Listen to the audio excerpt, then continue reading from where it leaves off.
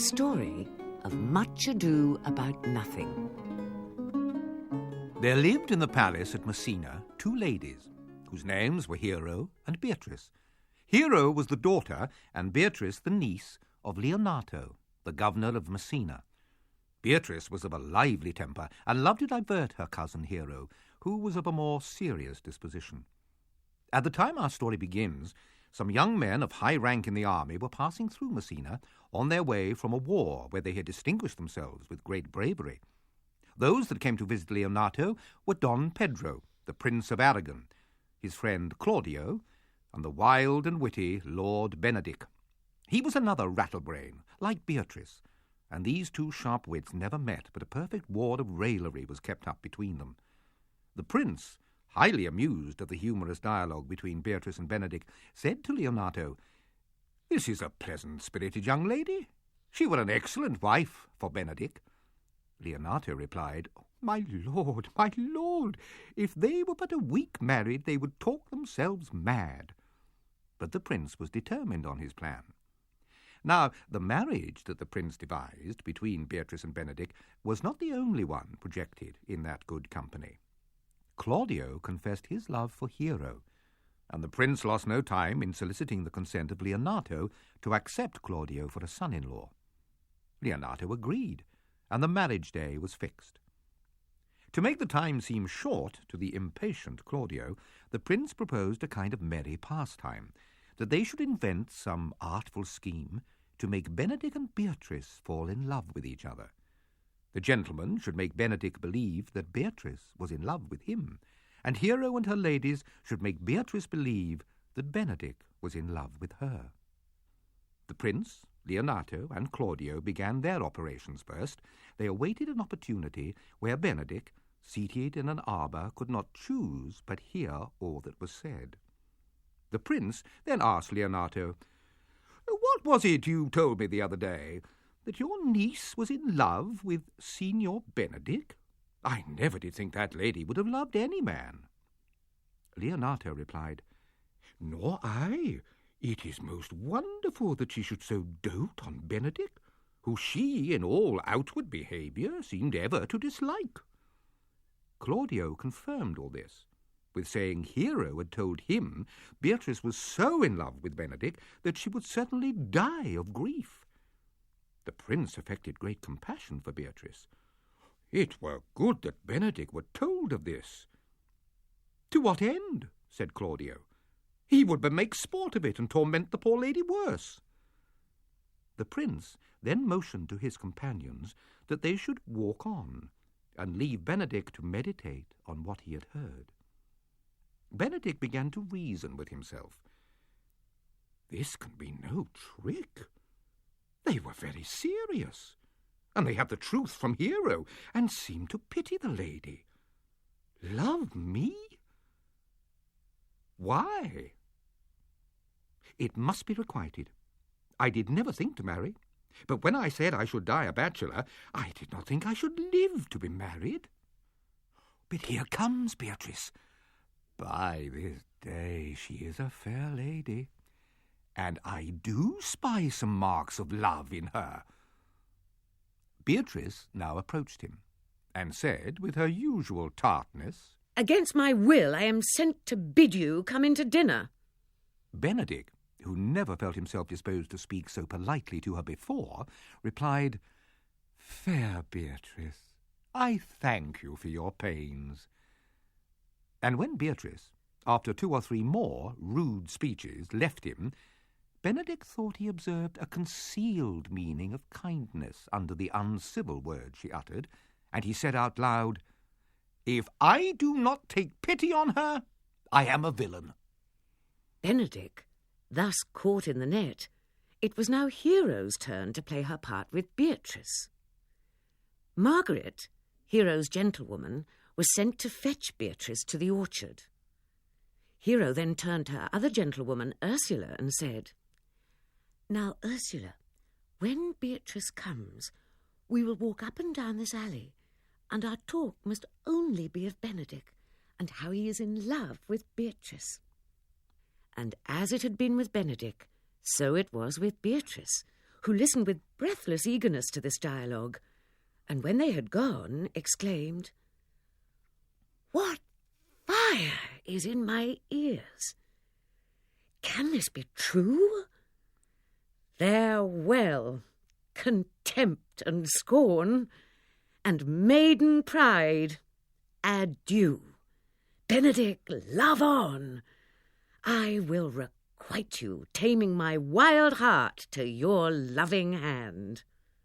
But now our story takes a sorry turn, and a sad reverse in the fortunes of Hero.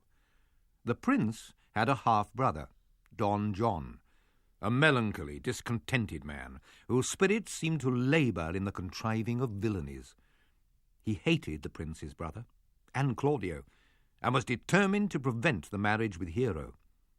To effect this wicked purpose, he employed one Borachio, who was courting the gentlewoman Margaret, and prevailed upon him to make Margaret talk to him from her lady's chamber that night, and to dress herself in Hero's clothes. Don John then went to the prince and Claudio, and told him that Hero talked with men from her chamber window at night. He brought them near Hero's window, and they witnessed Margaret talking with Borachio, and Margaret being dressed in the same clothes they had seen Hero wear, they believed it to be the Lady Hero herself. Nothing could equal the anger of Claudio.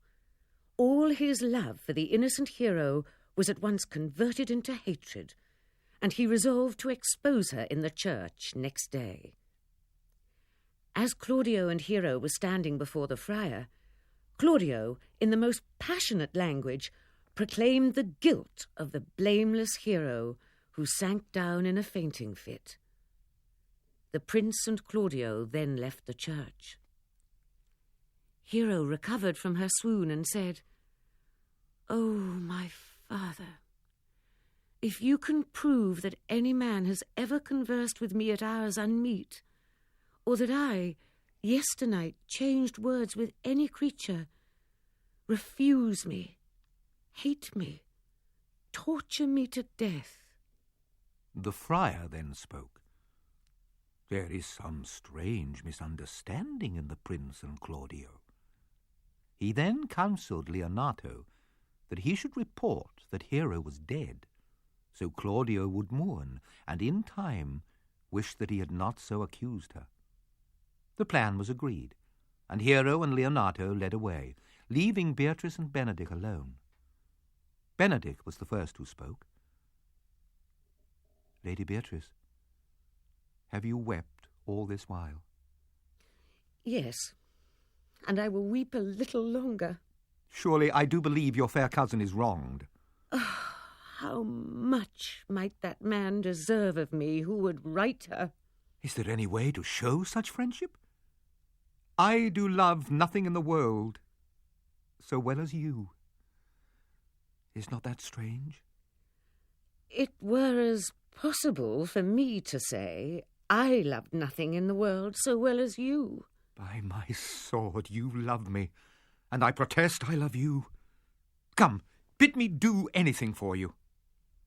"Kill Claudio. My sweet Hero is wronged. She is slandered. She is undone.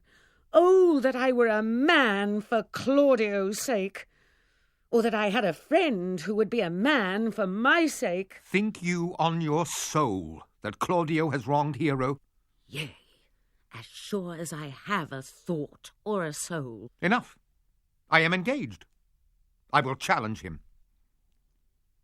But the justice of heaven brought better proof of the innocence of Hero than the uncertain fortune of a duel. A magistrate brought Borachio before the prince, who made a full confession of Don John's plot. If a suspicion had remained about Don John's villainy, it was removed by his flight. For Don John, finding his villainies detected, fled from Messina. The heart of Claudio was sorely grieved, and he implored forgiveness of Leonato for the injury and, as he believed, the death he had caused his child. Leonato demanded a penance, and this was to marry, the next day, a cousin of Hero's, now his heir. The next morning, Leonato presented Claudio with his promised bride, who was masked. Claudio said, "Give me your hand, before this holy friar. I am your husband, if you will marry me." "And when I loved, I was your other wife." Then this unknown lady, taking off her mask, proved to be no niece, but the Lady Hero herself. Claudio, who had thought her dead, could scarcely for joy believe his eyes. "Is not this Hero? Hero that was dead?" Leonato replied, "She died, my lord, but while her slander lived." There was further surprise for the assembled company, for Benedict desired to be married as well, to Beatrice. So these two mad wits were finally matched. And to complete the story, Don John was taken in flight and brought back to Messina, and brave punishment it was to this gloomy, discontented man to see the great joy and merry feastings which, by the disappointment of his plots, took place at the palace in Messina.